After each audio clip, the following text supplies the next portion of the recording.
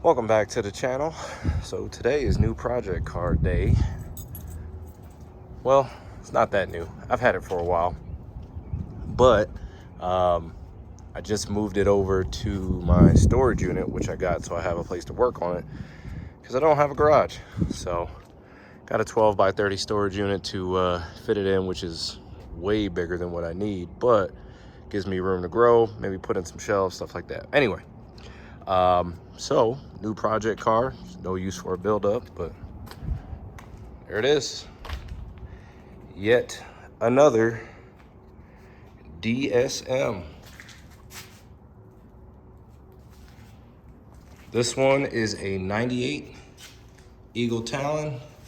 Yes, she is turbocharged. And in case you're wondering, she is all-wheel drive. Pretty much every, let's see, this will be my 5th DSM. Every one I've had has been all-wheel drive.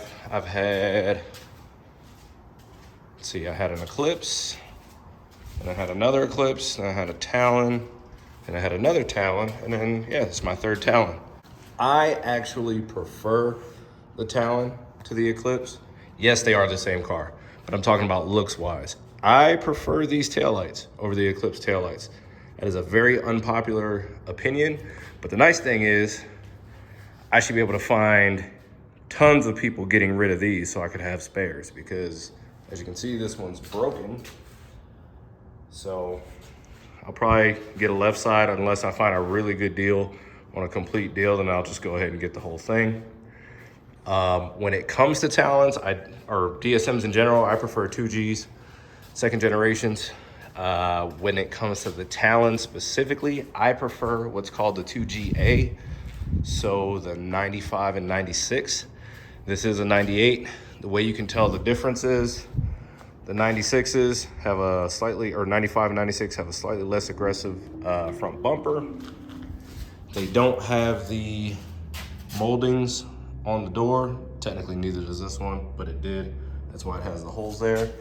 They have the twisty side skirts, which this has no side skirts. They have a smooth rear bumper. They don't have this molding made into it. And they have a low rise, or what they call the thumbnail spoiler, which kind of just sits more flush with the hatch and the glass. So I prefer that look more, but I mean, the thing is, these things are like Legos, all the parts are interchangeable. Hence the reason so many people buy these and then convert them to Eclipses, which I don't plan on doing. Okay, maybe the front end, because I like that Eclipse front end. But here it is. So she runs, she drives, she runs really good. If you let it idle for a while, it smokes when you go to rev it up. So I'm thinking that turbo is probably gone. It doesn't smoke on startup or just idling. So I don't think the valve seals or anything like that are you know, gone. I'll do a compression check once I get a chance to get my gauge from the house. Just kind of taking a look at the body. I'm not a huge fan of that gap. I'm wondering if there's something I can do to adjust that. Maybe make some type of bracket so it sits just a little bit higher. I don't know, I get OCD about stuff like this. This door looks relatively straight. The gap looks consistent all the way down. I mean, these two they don't quite line up, but like I said, I nitpick. But on this side, you'll see the fender, I don't know if you can see that. The fender's tight here, super loose up here. The door gap is kinda tighter here, and the door is further out than the actual fender. And then the fender's about a 1/4 of an inch lower. This line is 1/4 inch lower than this one. But then when you look at the gap down here, the gap is huge. And then down there, it's just like, it's way out. So my guess is maybe it got in a little bit of a fender bender, or maybe they had that fender off for something. I'm not too sure. I don't think it was the door they had off, because if you look here, that line is relatively consistent. I've never seen the clear coat fail like that, where it didn't fail here at all, but just it's pretty definitive, like right there. But I'm not a body guy, so I don't know. Yeah, you can tell the sun just destroyed this thing. This is all kind of wavy and crumpled. I don't know if you can see that in the camera. The only reason I'm making a note of it now is because once it comes time to paint it, all that stuff's gonna become super noticeable because the gloss pretty much attracts your eye to those imperfections. So I don't know if the move is to try to find door molding or to patch up those holes and make it smooth without them. I prefer no door moldings, but I don't know if I want to go that deep. And I did get up underneath. It does have an LSD rear, so that's good. But I do have a very interesting plan for the paint. Something I'll go through at a later date. Clean up the headlights. The wheels, comes with 18s. I don't know the specs on them. Right now they're wrapped in a 225/40 R18, but I just know they're 18s.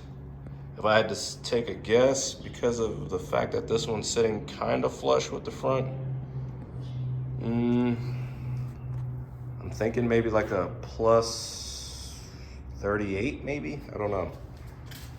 The rears, they're kind of in a little bit. Yeah, I'm not too sure. So I'll probably run with these for a little bit, clean them up, paint them, maybe see if I can get some fresh center caps for them, and then turn around and sell them and get something else. But like most 2Gs, the door lock and the door handle are broken. This one actually works. That one's broken. I'm pretty sure I got spares at the house, but if not, they're not that bad. I'll just get a new set. But one thing I will be doing, so what a lot of guys end up doing is they'll do billet door handles, or there's a company that makes inserts where you shave down the middle and put metal sleeves in between them so they don't break off. There's actually an easier method that I've done before on 2 of my DSMs, where there's, you get to the linkage, you put a little, well, I'll show you. You basically put a bolt in there, and instead of having to pull up on the handle this much, the door will actually open right here. So I'm talking maybe like a quarter of the normal engagement, and the door opens. So it really saves your handles. It keeps people from having to yank on the door. Why does this look clean in the camera? That's weird. Anyway, this thing sat for a long time.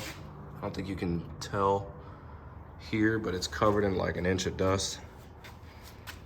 The leather is completely, I mean, the side doesn't feel bad, but I mean, this thing's rock hard. Yeah, it can be reconditioned. Maybe some of it can be saved, but I mean, that's rock hard. At that point, I would just say go new foam, make a new cover, do all that. I may have these redone and turn around and sell them, but I'd like to do a different set of seats. The tricky thing with these cars is these seats are not very tall because the roof is pretty low on this. So a lot of times you'll see guys with aftermarket seats and literally the headrest is touching the, okay, yeah, I know, I see it. But the headrest is touching the headliner. I'm probably gonna do, I don't know, I'll do my research, I'll find something. A little bit of old school tech in here, turbo timer. You don't see those too often anymore. She's got 209 on the clock. So, sunroof car, I prefer non-sunroof cars. I may delete that. She's kind of dirty, kind of rough. Let's see what we got going on. But yeah, I'll get it cleaned up. Felony tree. Let's see what we got under the hood. Standard issue, 7-bolt, 4G63T. Looks like it's all stock. Who knows how old this timing belt is? If you're in the DSM community, you already know, but if you're new to DSMs, I don't care what the previous owner told you, replace timing belt. So that's gonna be on the docket. They're good for about 60,000 miles, but you don't want this thing to jump timing. It's an interference engine. You don't want your pistons kissing your valves. Little valve cover leak. Just spray that off.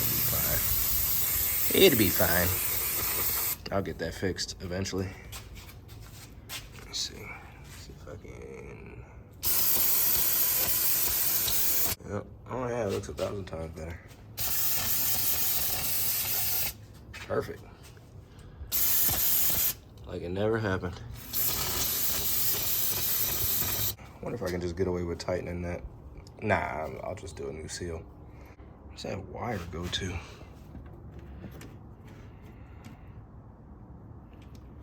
Is it hot? Okay, good. It's not hot.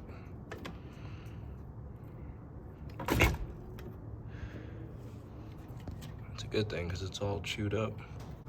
What is that? It's a bunch of butt connectors. Hey, you know what? Looks like somebody made a ground. Yep, I'll clean that up later. Does it have coolant? It's got something in there.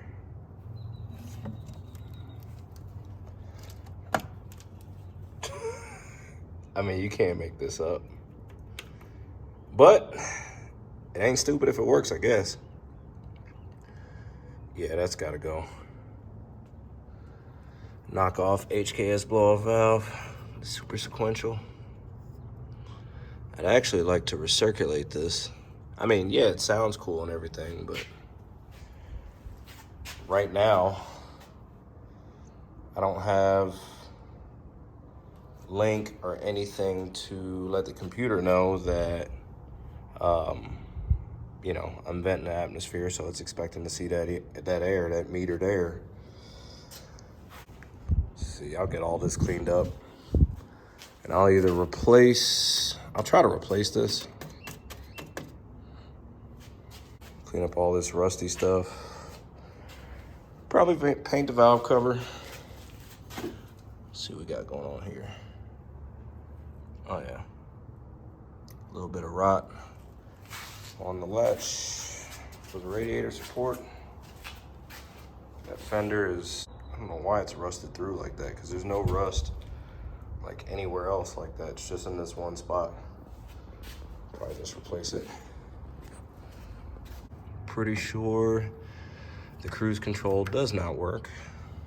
Had some leaks, just sprayed it with some brake clean. Valve cover's leaking. Looks like at one point that hose was leaking, that coolant hose. Hoses are cheap enough, I'll go ahead and replace that here shortly. Let's see what else we got going on. Yeah, I mean, for the most part, it looks all stock. Aftermarket radiator. I don't know if ARP makes radiators or if that's just an eBay radiator with an ARP sticker, because the car did come with a whole box of parts that he had bought for it to include ARP studs. So I'm guessing maybe that sticker came with that box of parts. I don't know. That's me. I stuffed that there so I can check the oil. It does have oil. Power steering's not leaking, shockingly.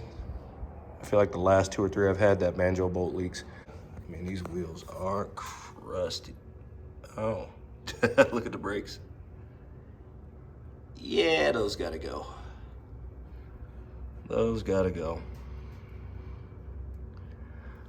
I'm kind of on the fence. I'm thinking maybe just doing some basic maintenance just so I can just enjoy the car versus tearing it completely apart right now. I don't know, kind of on the fence about that.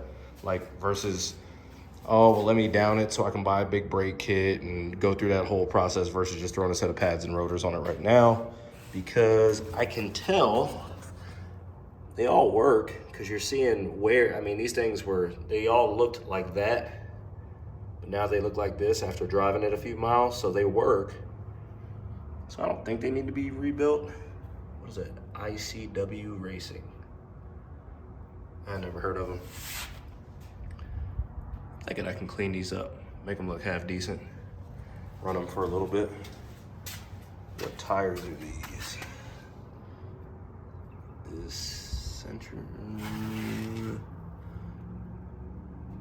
Century, the brand? I don't know. Just your run-of-the-mill all seasons. But they're brand new. I mean, they look brand new. I think he said they've been on the car for less than a year. And since he put them on, I don't even think the car's had 100 miles put on it. So, but let's see what we got going on in the hatch. Now the question is, all my DSM owners know, do the struts work? Or is this thing gonna hit me in the head? Oh, that ain't good. She doesn't latch. What's going on? It's like a BMW, you gotta pull it twice. That's shocking.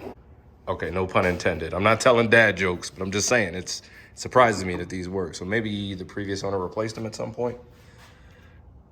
Ah, okay. There's that twisted wire again. I don't know if I'd consider that professional or not. I don't know anything about audio equipment, so haven't looked under here yet. All right. Yeah, we'll get it cleaned up. Check out the hatch. So that drains not too bad. A little bit of bubbling around that one. Yeah, that one's not great.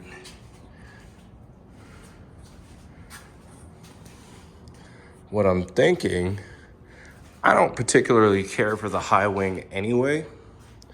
So what I may do is go with like a Carbonetics CS style carbon hatch. So it cleans all this up, but it has like the little built-in duckbill, maybe something like that, which will kind of give me the vibe of the thumbnail spoiler from the 2GAs. Oh, I guess everybody's like, does it run? Yeah, she runs. Let me see. We got spark. And from what I could tell, everything works. The one thing I have not tried, and I refuse to try, is the sunroof. I'm not opening that until I know I either have a fresh set of gaskets for it or until I know I'm gonna delete it, because I live in Texas and the sun down here destroys seals. And I mean, this car is a 98, so I could just imagine what condition those are in. I don't wanna risk it. I don't feel like it's leaking right now, so I don't wanna add to the likelihood that it does leak. I'll open it eventually though. Let's see what we got.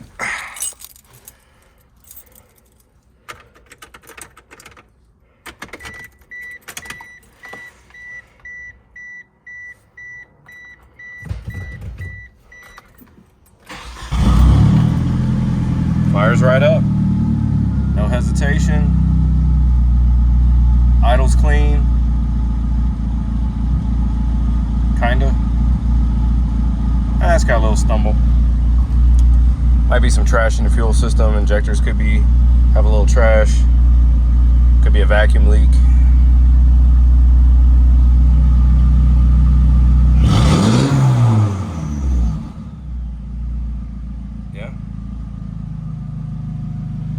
Yeah, those gotta go.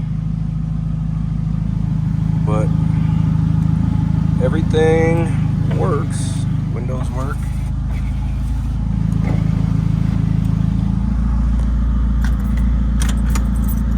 The turbo timer, I love it.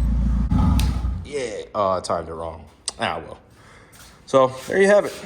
New project. I'm pretty excited about it. Hopefully this will be one I actually hang on to. If you know me, like my buddy Sean does, he always says, oh, don't worry, you're gonna sell it anyway, because you never hang on to anything.